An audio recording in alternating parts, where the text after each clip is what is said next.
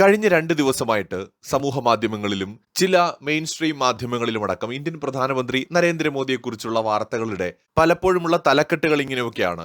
മോദി വിറച്ചു, മോദിക്ക് ഭയം, ഒടുവിൽ മുട്ടുമടക്കി നരേന്ദ്രമോദി, മോദിയുടെ അജയ്യത തീരുന്നു, നരേന്ദ്രമോദി യുഗം അവസാനിച്ചോ, ഇങ്ങനെ പോകുന്നു തലക്കെട്ടുകൾ.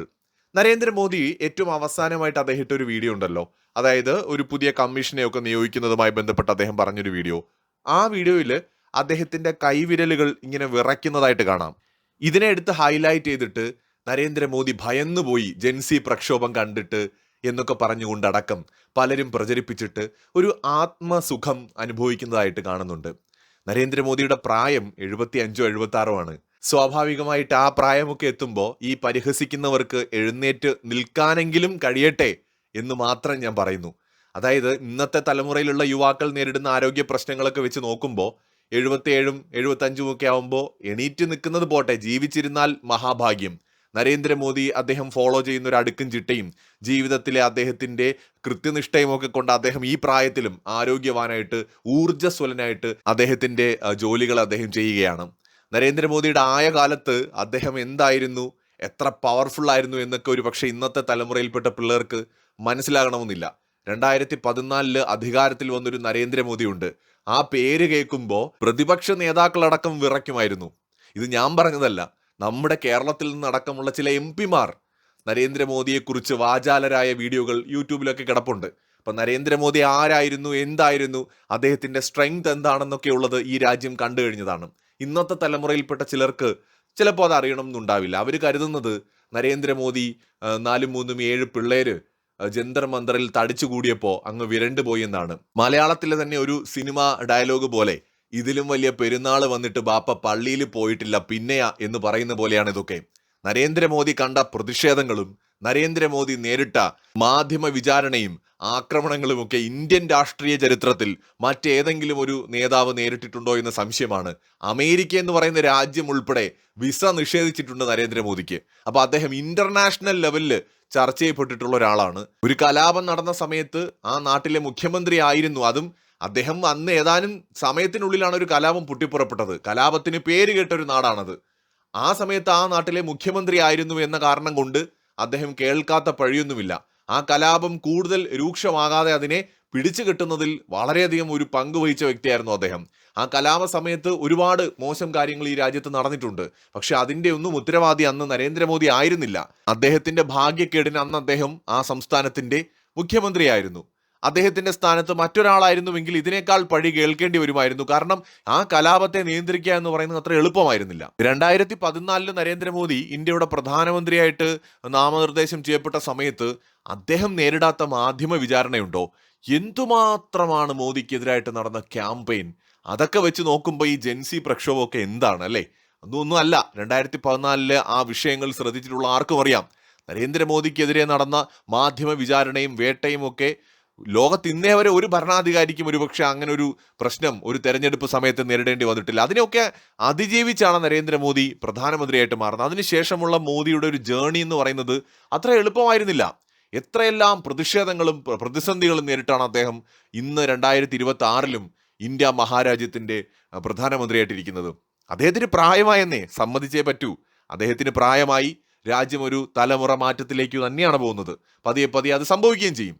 പക്ഷേ നരേന്ദ്രമോദിയുടെ കൈവിരലുകൾ വിറയ്ക്കുന്നത് കണ്ടിട്ട് നരേന്ദ്രമോദി പതറിപ്പോയി എന്നൊക്കെ ബാലിശമായിട്ട് പറയാൻ എങ്ങനെയാണ് കഴിയുന്നത്? നരേന്ദ്രമോദി എന്ന് പറയുന്ന ഭരണാധികാരിയുടെ സ്ട്രെങ്ത്, അദ്ദേഹം എന്താണ്, അദ്ദേഹം എത്രമാത്രം പവർഫുൾ ആണെന്ന് അറിയാത്തവർ മാത്രമേ അതിനെയൊക്കെ പറയൂ. പ്രായാധിക്യം കൊണ്ടൊരു മനുഷ്യന്റെ കൈകൾ വിറയ്ക്കാം, അദ്ദേഹം ചിലപ്പോൾ അസ്വസ്ഥനാകാൻ ചില സമയങ്ങളിൽ. പക്ഷേ ആ മനുഷ്യന്റെ ചങ്കൂറ്റം എന്ന് പറയുന്നത് അത് ആരും വിചാരിക്കുന്നതിനും അപ്പുറമാണ്.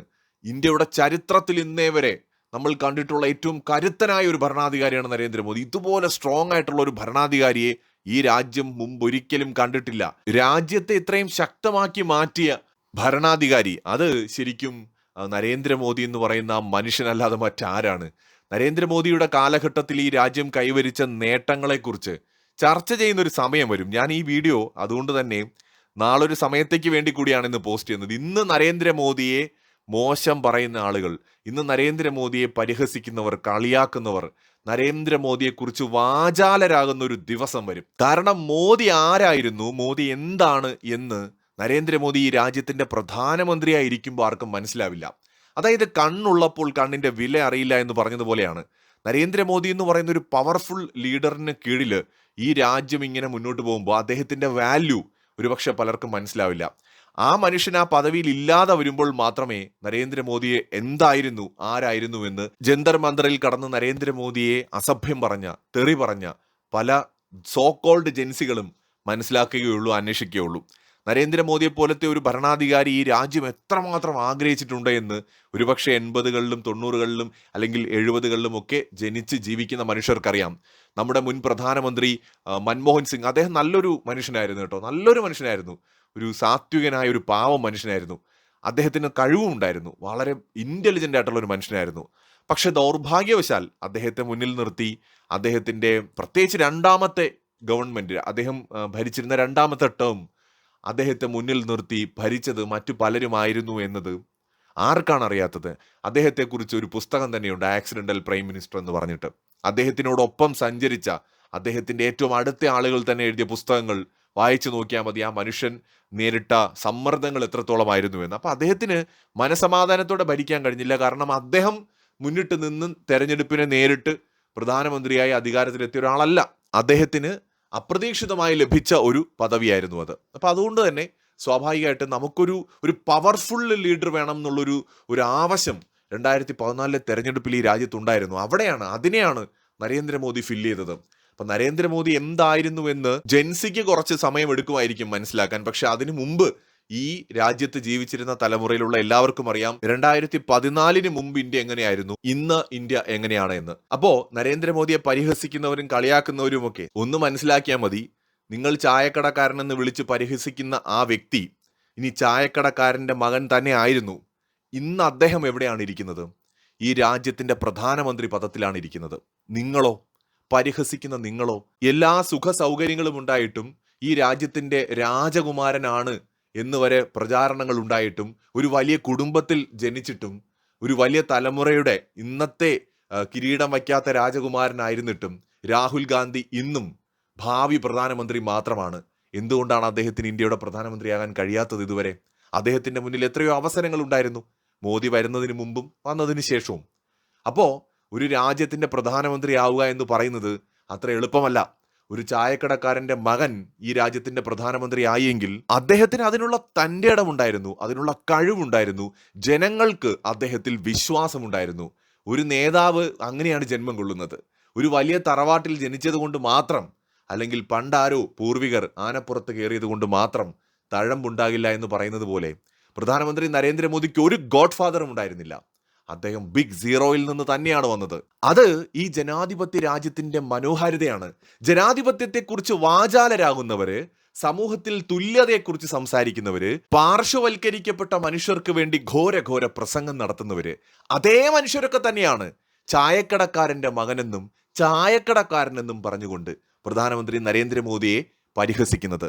നരേന്ദ്രമോദി എന്ന് പറയുന്നത് ഈ രാജ്യത്തിലെ പാവപ്പെട്ട ഓരോ മനുഷ്യന്റെയും, ഓരോ കുട്ടിയുടെയും ഒരു വലിയ സ്വപ്നമാണ്, ഒരു റോൾ മോഡലാണ്. കാരണം വെറും ഒരു ചായക്കടക്കാരന്റെ മകൻ ഈ രാജ്യം ഭരിക്കുന്നു എന്ന് പറയുമ്പോൾ ഈ രാജ്യത്തെ ഏറ്റവും താഴെത്തട്ടിൽ താമസിക്കുന്ന ഏറ്റവും ദരിദ്രനായിട്ടുള്ള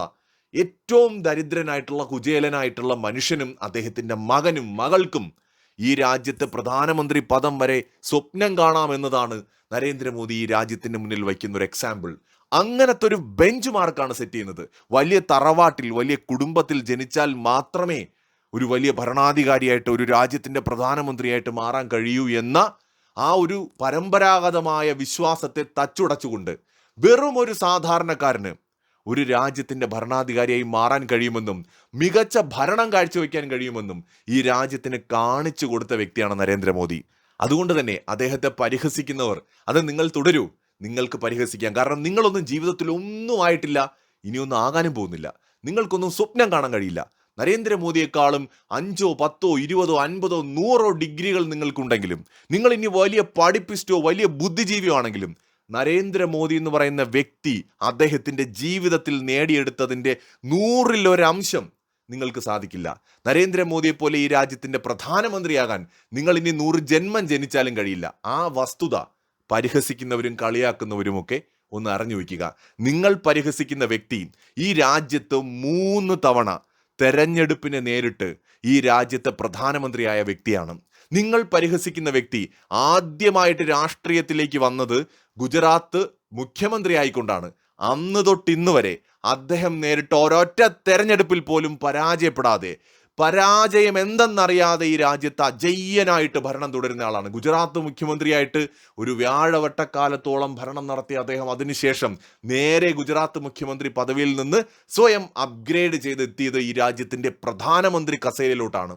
അവിടെ നിന്ന് ഇന്നേ വരെ അദ്ദേഹത്തെ താഴെ ഇറക്കാൻ വേണ്ടി പല്ലിയും പാറ്റയും പഴുതാരയും പുഴുവും സകല കൃമികീടങ്ങളും ഒന്നിച്ചു നിന്നിട്ടും അദ്ദേഹത്തിന്റെ രോമത്തിൽ തൊടാൻ പോലും പറ്റിയിട്ടില്ല. ശരിയാണ്, അദ്ദേഹത്തിന് ഇപ്പോൾ വയസ്സായി. അദ്ദേഹവും നമ്മളെപ്പോലെ ഒരു സാധാരണ മനുഷ്യനാണ്. അദ്ദേഹത്തിനും വയസ്സാവും. അദ്ദേഹം മാത്രമല്ല, നിങ്ങൾക്കും വയസ്സാവും. നിങ്ങളുടെയും കൈകൾ വിറയ്ക്കും, നിങ്ങൾക്കും രോമങ്ങൾ നരയ്ക്കും.